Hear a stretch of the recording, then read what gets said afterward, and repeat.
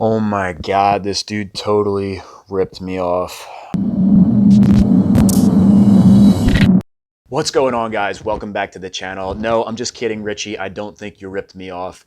I thought I'd make a little response video here. I got some flare up of comments. Basically, people just beating me up for the price that I paid for this 250R. I'm not here to argue or dispute any of you guys. In fact, I actually somewhat agree that I did pay a bit high for this bike, but I just wanted to let you know where I stand. So before I even start, remember to give me a thumbs up, guys, if you enjoy this content. And I figured I might as well start off by giving you a little bit of a background about myself, because not too many people really know about me and where I came from and how I got into ATVs. So when I was younger, I used to buy and resell ATVs and dirt bikes. That's what I did. I never had like a normal job or anything. All my buddies and everything were working in restaurants and, you know, being busboys and stuff like that. And I was buying and reselling quads and dirt bikes. I got really good at fixing them, and I would constantly buy all different kinds of models and stuff. I learned which ones you could make money on and things like that. So when it comes to getting a good deal, I'm actually pretty well versed in that, which may make the situation seem a little bit worse than it is. But the situation is different than it was back then. So before, I would look at basically anything on the market. If it was a quad or a dirt bike and I saw a profit margin, I would buy it. So there's always deals popping up, but it's not always on a 250R. So when you're looking for something specific, you have to remember that scope gets a lot tighter and the market gets a lot smaller. So you're picking from a much smaller market. Now, the next thing that comes into play is when the market gets smaller, the time to find a deal usually gets longer. So in my situation, and the longer that I've worked and the older that I get, I've realized that time is more valuable than money. We can always replace money, but we can't replace time. So for me, you know, not everybody is running a YouTube channel with an audience of 25,000 people that is they're waiting for me to make content for them and put out good videos. So that's kind of like a unique situation that I'm in. And for where I was at, it's important that I bought that quad and got the next project rolling. Okay, so before I get too far into things, I have the computer screen recording. So I'm gonna hop over to the computer and I'm gonna show where all of this spawned from. All right, so we're here on Facebook, and basically yesterday, Blake from DBC Racing shot me a text, and he was saying, man, everybody's talking about you on the forums, go check it out. And I was like, is it good or bad? And he's like, dude, just check it out. So this is where we're at. We're on the TRX 250R Owners for Life page, and Christopher Chesnick posted up a thing here. He shared my video. Thanks for that. It's really nice of him. And basically what it says is, I came across this video of a guy buying a TRX 250R. He does a lot of interesting videos on YouTube restoring and modding quads, examples, Banshee, Raptor, etc. And now he's got an R. I'm sure he'll do a follow-up video, tearing it down, restoring it, etc. You have to wait till the end to find out what he paid for it. Personally, I would have looked for a better machine to start with, and he included the link. That was very nice of him. Thank you for sharing my project. And if you go down and look at the comments here, people were basically roasting me on the price. So this guy, Bob, he says $3,000, and he's got a rolling laughy face. That guy is high as a giraffe's ass. Chris says, yeah, I think he overpaid too. There's too much rust everywhere. It appears to be mechanically sound though. And then Bob says, I didn't even see if it ran. I just skipped to the end to hear what he paid. Even if it does run, it runs. It's a $2,000 bike tops, and that's if the buyer really wants it bad. Thanks for watching the whole video, Bob. Thomas Felix, he says, if you're on his YouTube constantly, you would see he was searching for a while in his area, and they just aren't cheap. In SoCal, I found something way nicer for the same price. Bob says he wasn't looking hard enough. Craig tagged Blake, who's from DBC Racing. And then Rob comes in. He says, I had the one in the same condition years back that I got original from the original owner in '86, and I had it up for already $1,000. And there was no interest. Nobody came through or whatever. The next guy, I can't remember where he lives, but there's not a huge market like here on the West Coast where you can find 50 listings at any time, anywhere from SoCal to Washington. So that's a big thing that played here too. So while time is money is definitely one of the things that plays into this, realistically, it's actually kind of hard in this area to find a 250R much cheaper than what I paid. And I'm going to show you in a second. I'm not going to read through all of these comments. I did want to read this one though, from Bob again. He says, I'm sure he is, and no disrespect to him or the build intended, but he could have shipped a nicer one across the country for less. So basically, that's why I'm making this video, is because people don't understand the situation. If I had shipped in a quad, I mean, that would have been a cool experience to show too, but I really wanted to show the experience of buying the quad. And I talked to several people. I had multiple subscribers offer their 250Rs to me, but nobody was cool with me filming them. And Richie was cool with it, and that is worth its weight in gold. I have kind of a vision of what I want for this video series, kind of like Count's Customs on the History channel. I like it when he goes out, he's purchasing the vehicle. You can actually see the transaction. It's something that's rare, and I haven't really seen it on any other channels. So that is something that I was seeking, and I factored that into the price that I paid. So let me scroll down here, and I'll show you how I responded on here. It's kind of what I want to say in this video, just abbreviated. So I said, "What's up, guys? Thank you for sharing my video. I respect everyone's opinion.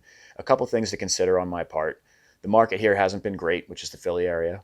Time is money. YouTube is a large portion of my income, and the sooner I get the project rolling, the sooner I can create videos, and the sooner I get paid.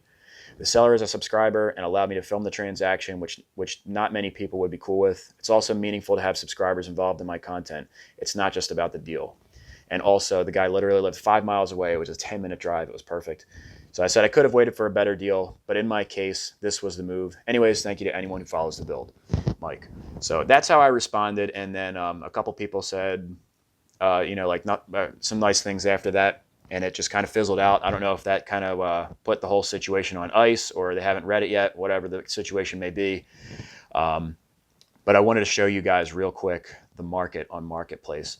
So I am on the East Coast. I'm in the Philly area, and I've been looking for about a month. So I knew that I had to get rid of my YZ450F and the Raptor, and I also had my old truck that I wanted to sell. I wasn't allowing myself to move forth with purchasing a 250R, but in the time that I had that stuff for sale, I was looking at the market every day. And it's just, you don't come across 250Rs that frequently here, especially not good deals. So this is on Facebook Marketplace. Put right in there, TRX 250R, and believe me, I searched everything. I did 250R and had to sift through all the dirt bikes and everything. Honda 250R, I would try everything every day. But this is basically the market here. Here's an 88 for 3,600. Several subscribers sent me this this post.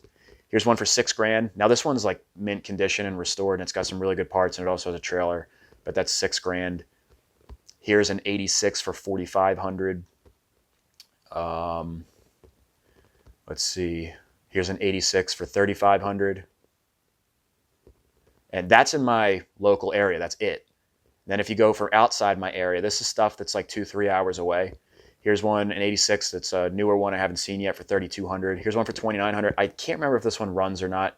But some of these ones that are cheaper, they're like messed up. The one has like no wire harness. This one here, I think, is listed for 7,500, a little bit lower. And of course, that one's really nice, but here's a nice one for an 87 for 4,800, an 86 for $5,000, an 87 for 3,500, $4,000. Here it is, 7,500. And granted, guys, this is what they're asking. It doesn't mean what they're getting. But even somebody who's asking 3,500, I mean, in my experiences, usually people don't come $1,000 off the price on something that's only going for $3,000, $4,000. They might. You know, sometimes I would have people knock like half the price off, but that's kind of rare, and that's for somebody that's, you know, looking to get rid of something. So realistically, these quads are going for a high number. Here's more. Here's one for $4,000. This one's like covered in dust, been sitting in the guy's garage. He wants $4,500 for it. They're just expensive, man, and I've been looking every single day. So I haven't really seen any outlying bikes really cheap. Here's a Banshee for $4,400. That's the other thing. Banshees go for ridiculous prices around here, man. They just, the deals are not there, man. $4,300, $4,000. This one's like all beat up and thrashed. He wants $2,250. Now I got a good deal on my Banshee, but I also looked for months. You know, I was in a different situation 3 years ago when I started the channel. I paid $1,400 for my Banshee, which was a decent deal for that.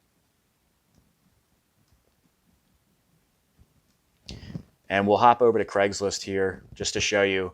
I searched 250R, and this is literally all that comes up. There's not one bike. So the market's just slim here, guys. So for me, it made sense to make the move. I thought $3,000 really wasn't a terrible price. And whether that is even on the high end, like I said, like I wanted to involve a subscriber. I was happy I got to sell the Raptor and the YZ450F to subscribers. That's all a part of what I go for, guys. It's not just about the deal. So I'm not really the type of person to sit around and wait for something to happen. So I jumped on this deal. I thought it was a good deal. You know, if I was able to sway your opinion, guys, let me know in the comments section below. If you still think I'm an idiot, let me know. Call me an idiot. I don't care. But I appreciate all you guys. I'm actually glad that people chimed in, and people were saying that I paid like $1,500 too much. They're saying it's like a $1,200 quad. A lot of people were saying they wouldn't have paid more than $2,000. When I initially reached out, or Richie actually reached out to me, he wanted $3,500 for it, and I'm actually going to show the screenshot right here of the conversation. And I came back to him. I said I would pay. It was basically between $200 and $2,500 is what I would pay, which I knew was about right.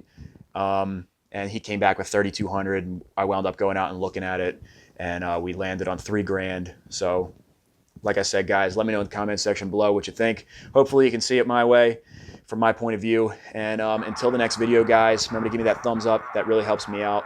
This is not going to be included in the 250R series. I just kind of wanted to respond to all these comments and everything. And I appreciate all you guys watching. Happy Thanksgiving if I don't see you. And I will see you guys in the next video.